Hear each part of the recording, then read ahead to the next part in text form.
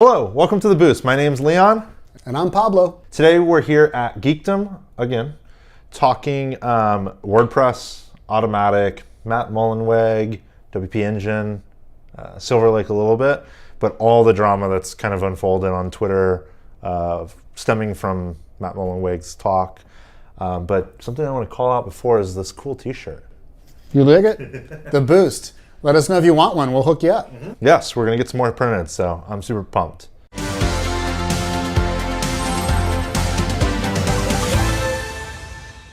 Cool. Okay, so WordPress. We've been talking back and forth a little bit about this.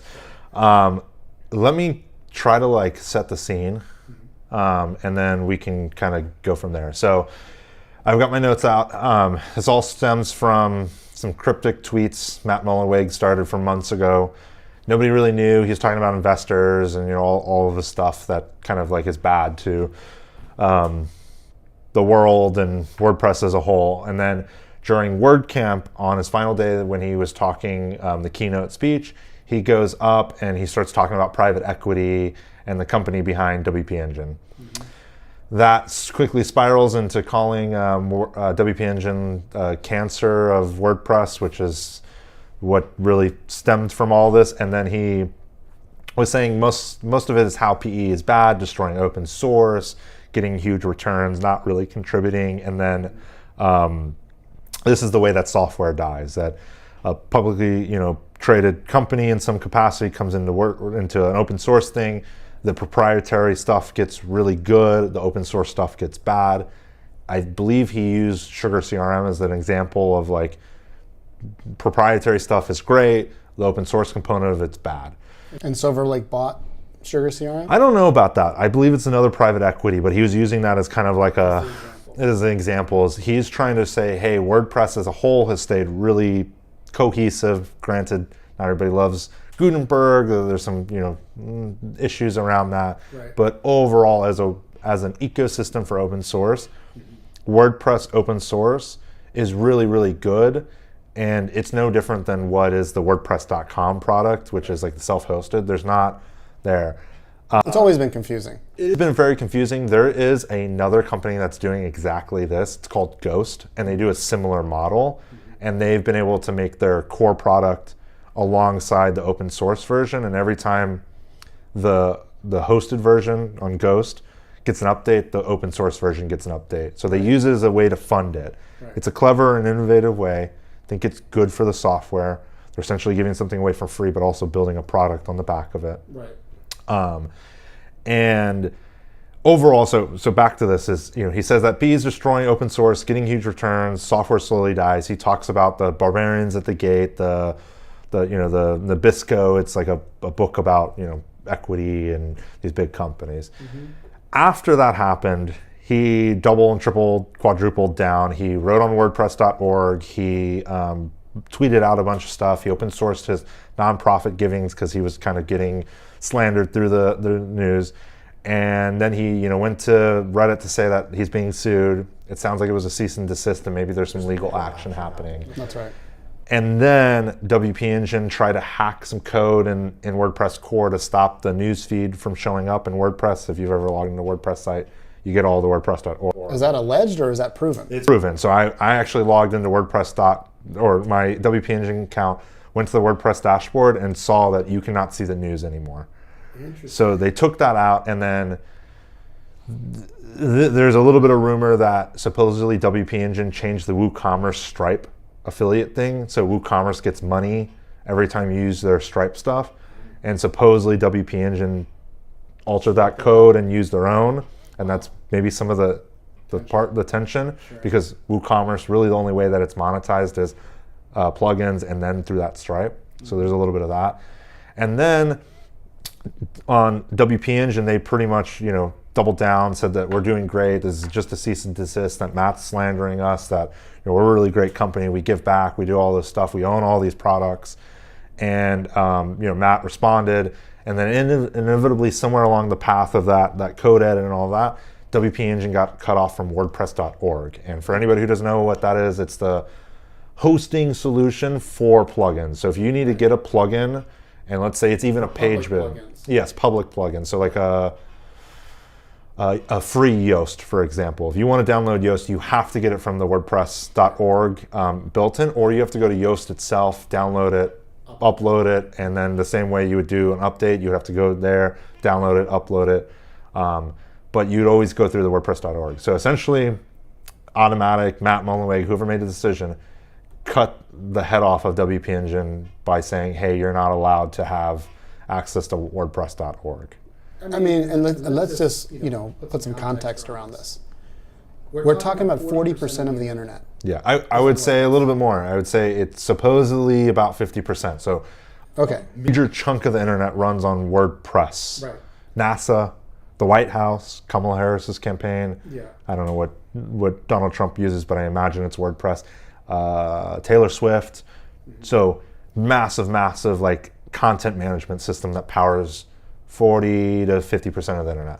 What it's interesting too is that 15 years ago, 20 years ago, frankly, I mean, when WordPress was just getting started, I guess, 04, 05, yes, something along those lines, maybe even 03. I'm trying to remember what year it was.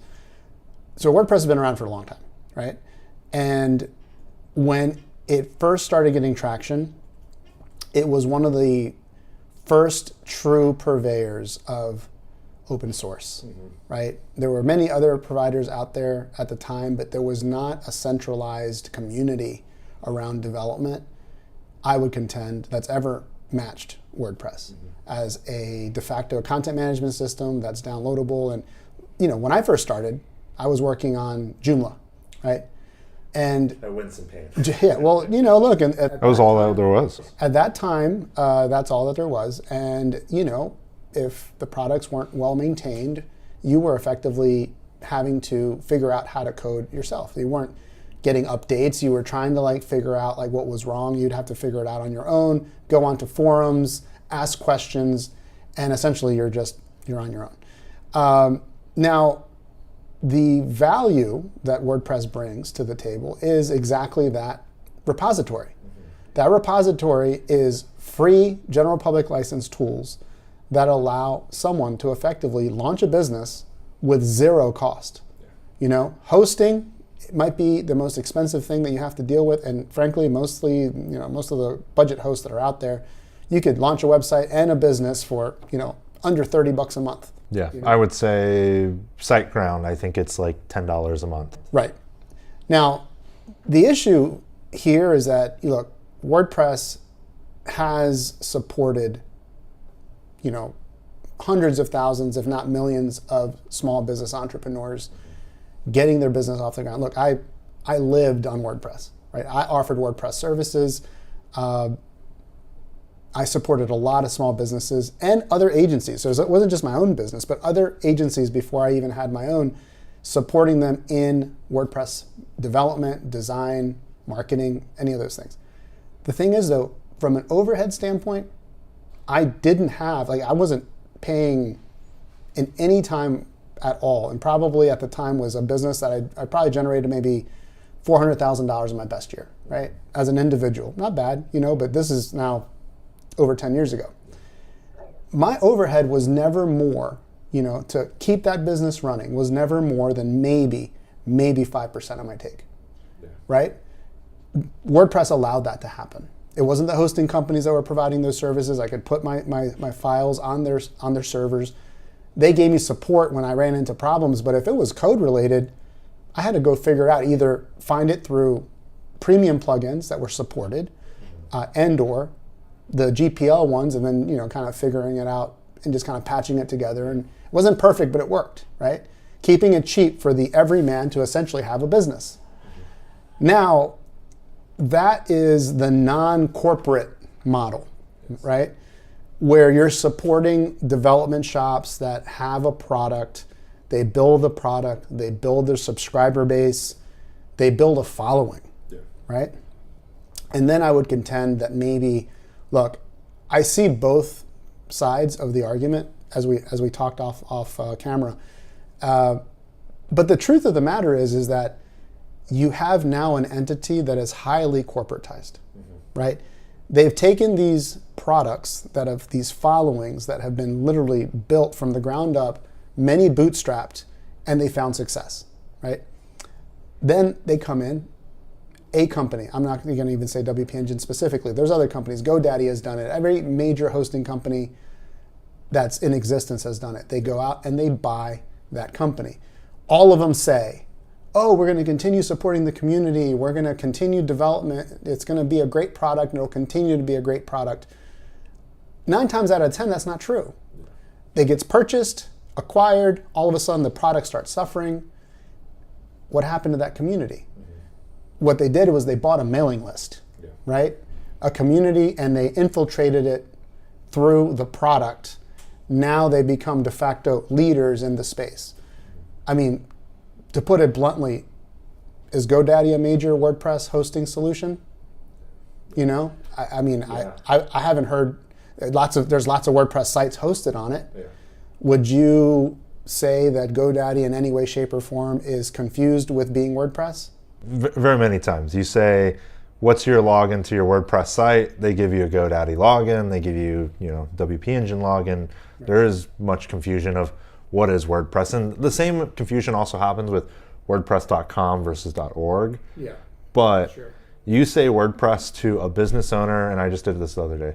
Mm-hmm. She, amazing lady, psychiatrist. Mm-hmm. I told her, what's your WordPress login? She goes, oh, I'm not sure. What's that? And I was like, well, did you get it from like GoDaddy? And as soon as I said GoDaddy, before I even went to the next one, it was, hey, that's where my website is. It's their website. Right. And I was like, oh, great. GoDaddy Builder, right. It ended up being WordPress and, easy and all of that. So the confusion is maybe general. Mm-hmm. It's not all WP Engine's fault, right? It does not mean that confusion has not generated profit, though. No, and that's part of the background to that is Matt Mullenweg contends that WP Engine has trademark infringements because they're using WP in the name. WP, and on top of that, sometimes the reference is WordPress Engine, and then when they display like on the exhibits in there, and I'll link it in the notes, is on the exhibits it was like best WordPress host, WordPress. It was there, and I think you counted it. Yeah, no, I have a note here. Now, here's the thing. I just sort of checking, right? Yeah. I just did a control find on a browser. I'm using Brave browser, and I just went to the WP Engine's website, and I counted 56 mentions on their homepage of WordPress. However, GoDaddy, on their one page for WordPress, mentions WordPress 51 times. Mm-hmm. Hostinger, who Matt Mullenweg said was, an option that people should consider when telling people to leave WP Engine, they mention it 50 times. So it's not about the term WordPress being used in their copy because everyone's doing it. Yeah. It's possible that because of the fact that GoDaddy, Hostinger, and all of these other major hosts don't have any sort of relationship to the WordPress name, maybe because WP Engine has that in their name, maybe has that reference. But what's interesting is WP is not protected under the trademark. No, and it's just WordPress, and there's some oddity to it because the trademark is for the open source version, and then Matt Mullenweg, because of how he founded it, he also gets to use it in a commercial sense. It's a little loophole, but like in this exhibits and this cease and desist, most of them are screenshots of like headless WordPress, the all-in-one headless platform, and it's like WordPress hosting for small business. And I think it's the way that they use it. It's not that it's a WordPress host. It's like it's always in the sense power your business with WordPress experts. Like they're billing themselves as the only experts, the best experts. Yeah. And they kind of convey it as like their own hosting or their own platform in a sense. But I think that's the contentions here. And in the background, I mean, we don't know what Matt Mullenweg, like those meetings and all of that he had, like this public fight might just be, other stuff. Like there might be other things under the surface that WP Engine's doing that we just don't see yet. So the thing that I'm seeing is there's really lots of different variables that could come to play, but I feel like it's one of two things that will probably happen. It's either going to be resolved amicably and lots of money will be changing hands, right? So it'll be settled out of court, or there is nothing preventing from companies like WP Engine to taking WordPress core product and then deciding to fork it, right?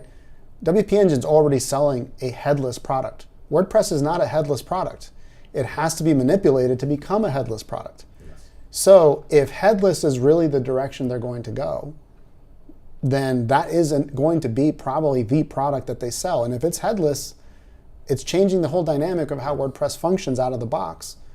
That's completely legal under GPL, right? The question then comes down to, is this going to change the WordPress hosting industry? Because if WP Engine can be sued by WordPress, and the contention is around being WordPress experts, I mean, GoDaddy says lots of interesting things about WordPress, and so do other hosting providers. I think this is why a lot of the community is really worried. I think there's a little, I was a little shocked at the community response. Like, I kind of expected more people to get behind it, of like, hey, WP Engine is a bit bad. Like, they're abusing the systems. They're not really giving back. But is it that, or do you think it's because they charge a premium for their services? Because they're literally they're the Mercedes-Benz of branding related to cost. You're paying for, lightning fast. They say it on their site.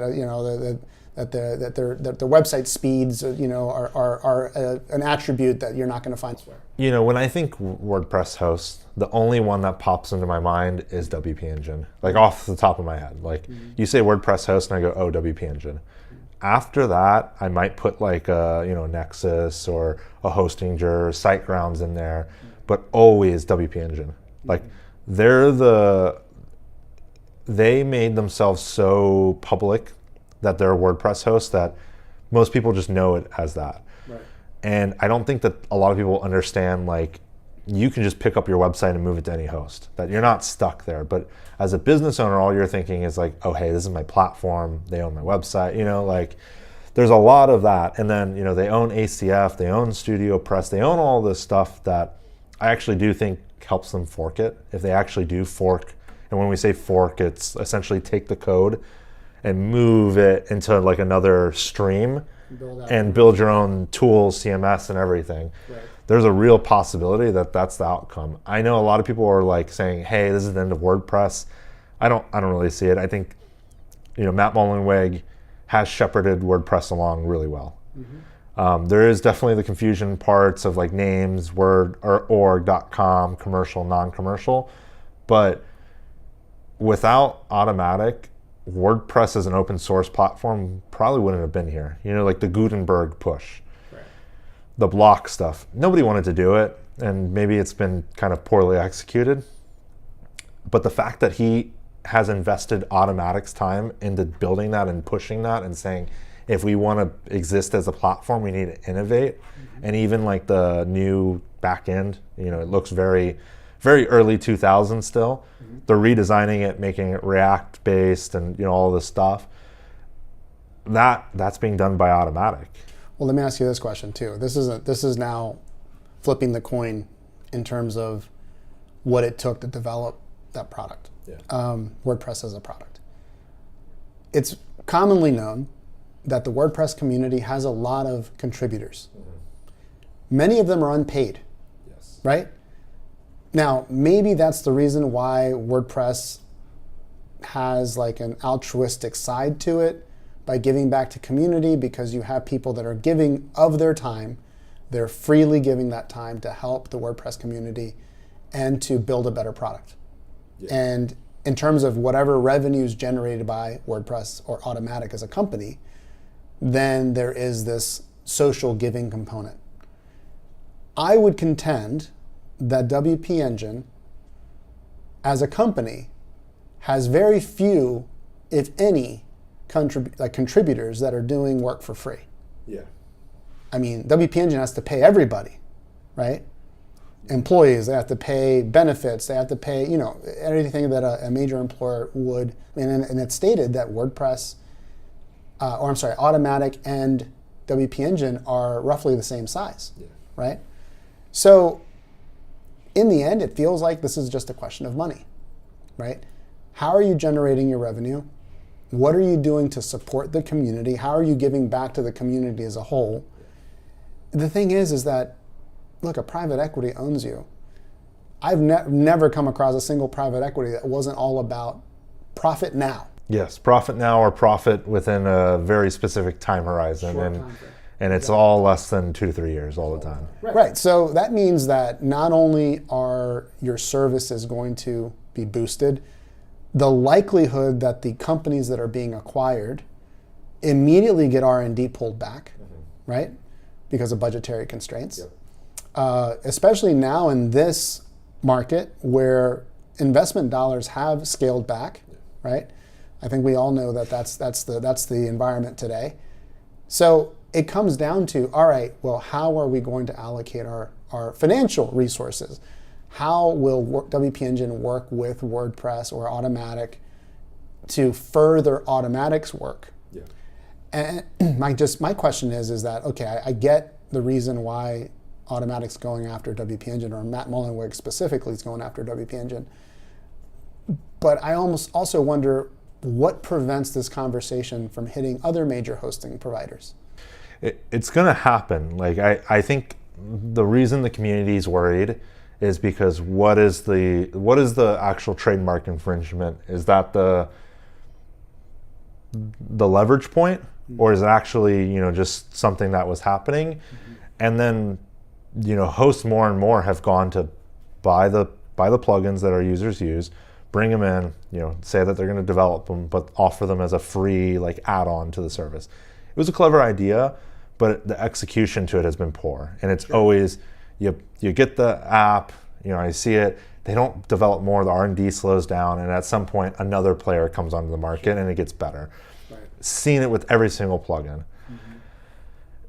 There's been no requirement to contribute to WordPress.org though, like the WordPress core, if you're a host or any of that. They should probably change that. Because to the point is you have Magento. Magento is an open source product. The Magento that you get open source, somebody has to develop it. The same thing in every single way. Adobe has an open source software. All these people have open source software, but when you look at a Facebook, Facebook has open source frameworks, React is from them. But just and a better example is Chrome. Chrome is a browser. It's open source, but if you look at the differences, Chrome open source is not as robust and doesn't have these proprietary things built in. Chrome, the Google one that's owned, is really good. It's got a bunch of things, but the Chrome, and I like how Google did it, they called it Chromium.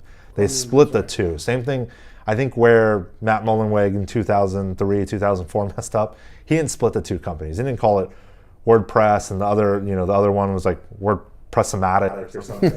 Right.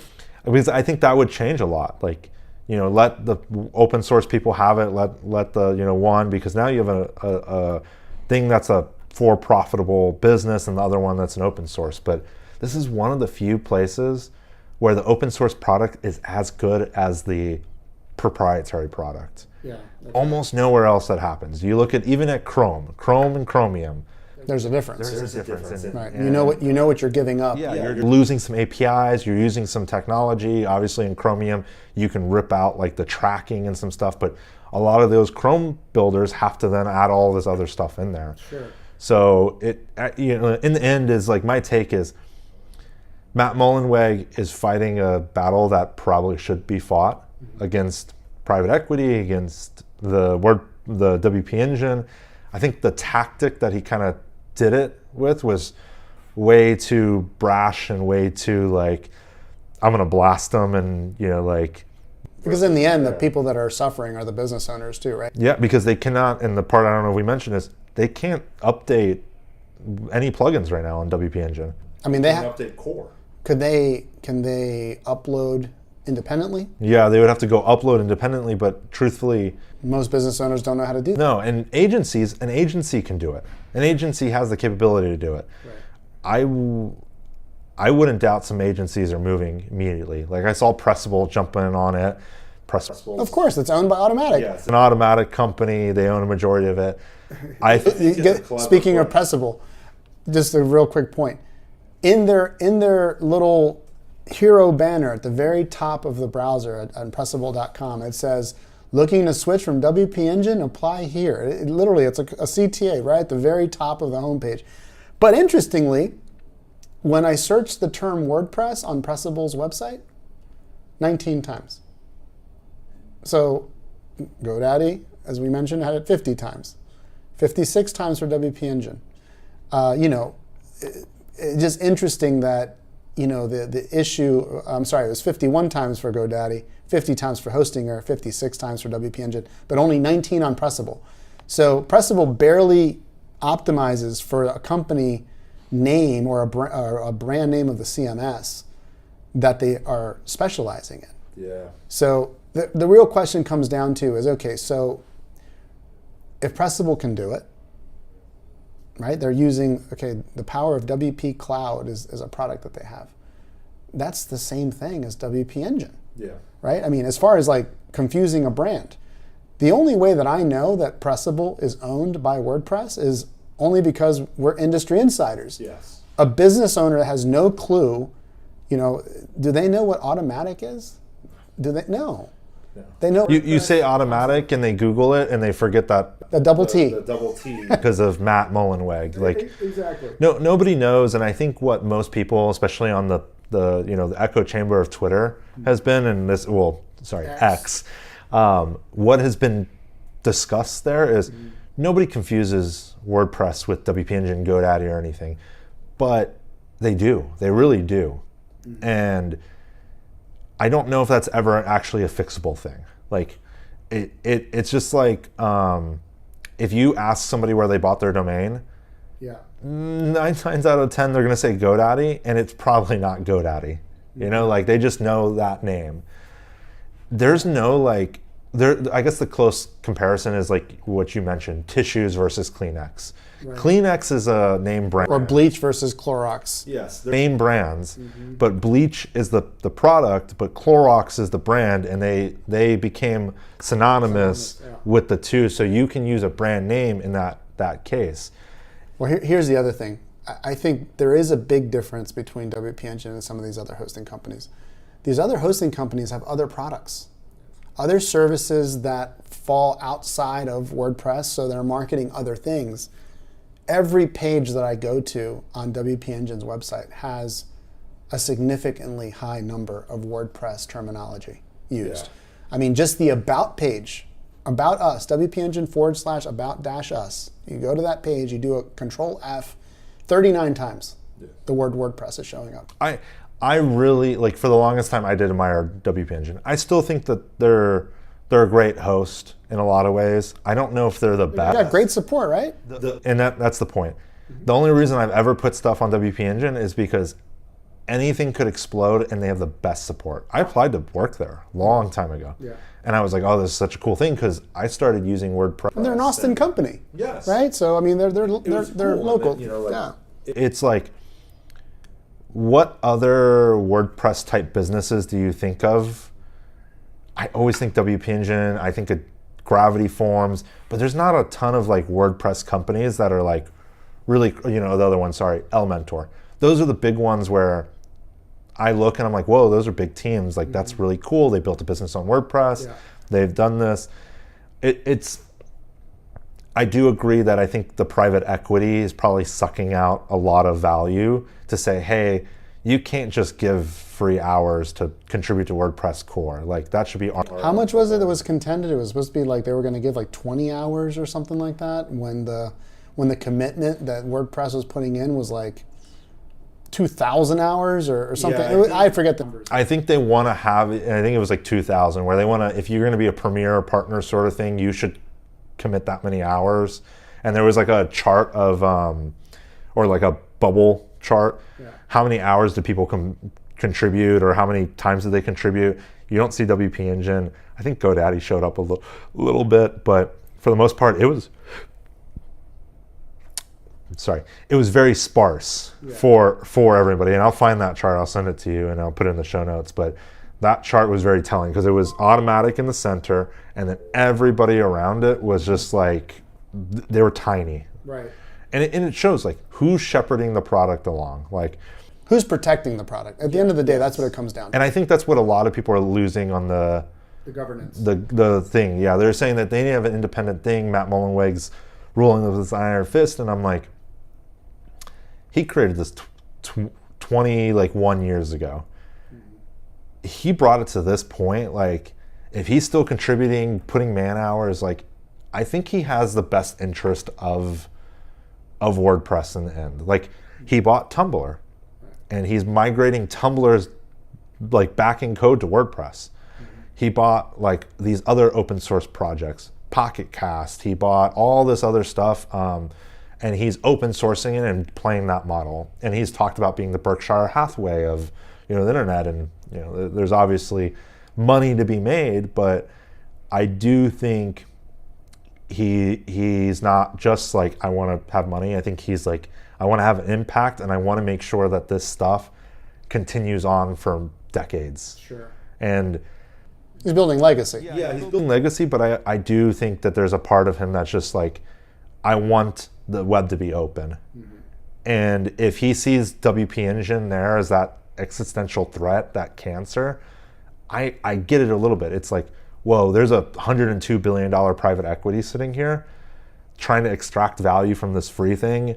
I've seen it happen way too often where the company becomes the main one and then the open source software just falls off.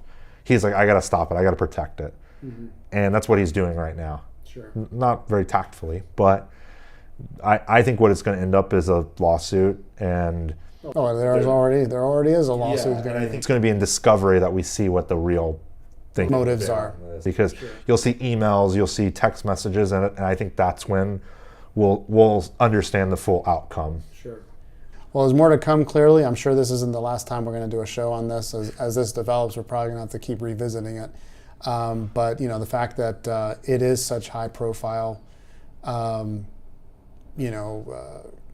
developments, I guess, from a standpoint of it directly impacts our world. Right? Yes, all of our clients, everything. Everything that we see.